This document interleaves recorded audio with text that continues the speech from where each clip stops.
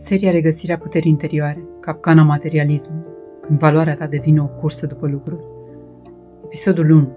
Iluzia valorii din exterior. Cum ai ajuns să crezi că ești ceea ce ai? Trăim într-o lume care nu te întreabă niciodată, ești bine, ești împăcat, te simți viu, te întreabă doar ce ai. Și încet, încet, fără să realizezi, începi să înlocuiești identitatea cu inventarul, valoarea ta cu posesiunile tale, sinele cu imagine, sufletul cu vitrină. Așa începe iluzia, nu cu un obiect, nu cu un brand, nu cu o competiție, ci cu un sentiment. Nu sunt destul. Societatea nu te învață să fii, te învață să ai, să acumulezi, să demonstrezi, să alergi, să te compari, să te ascunzi în spatele lucrurilor atunci când îți este teamă, să te arăți așa cum ești. Cum se instalează iluzia? Întâi vezi că oamenii sunt tratați diferit în funcție de ce au, apoi observi că validarea vine mai repede pentru cei care au lucruri scumpe. Mai târziu începi să crezi că valoarea lor vine din mașină, casă, haine.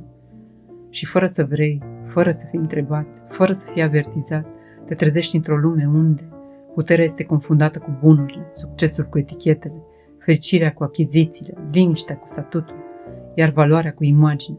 Și începi să spui în tăcere: dacă aș avea, m-aș simți în sfârșit valoros. Dacă aș avea, aș fi în sfârșit cineva. Dar nu lucrurile sunt problema, ci faptul că le-ai făcut oglinda propriei valori. Iluzia cea mare. Societatea modernă nu te respinge pentru ceea ce ești, te respinge pentru ceea ce crezi tu că nu ai. Și atunci începi să alergi, nu pentru fericire, nu pentru expansiune, nu pentru plăcerea de a crea, ci pentru a fugi de o emoție, rușine. Rușinea de a nu avea, rușinea de a părea mai puțin, rușinea de a nu te încadra în standardele unui sistem bolnav. Golul interior, adevărata rădăcină a materialismului. Materialismul nu este dorință. Dorința este naturală. Materialismul este anestezie, este încercarea de a umple un gol emoțional cu obiecte fizice.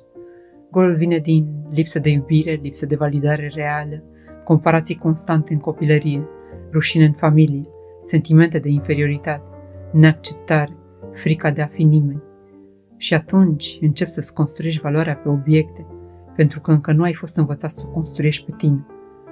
Când te definești prin ceea ce ai, pierzi cine ești, pentru că ești mai mult decât o casă, mai mult decât o mașină, mai mult decât un cont bancar, mai mult decât un brand, mai mult decât orice obiect. Când cineva își măsoară valoarea în lucruri, își pierde busolă, se rătăcește, se transformă într-o vitrină frumoasă și într-o viață goală. Și adevărata tragedie este aceasta. Lucrurile nu-ți vor spune niciodată e suficient, dar sufletul o poate face, dacă îl lași, dacă îl asculți, dacă te întorci în interior.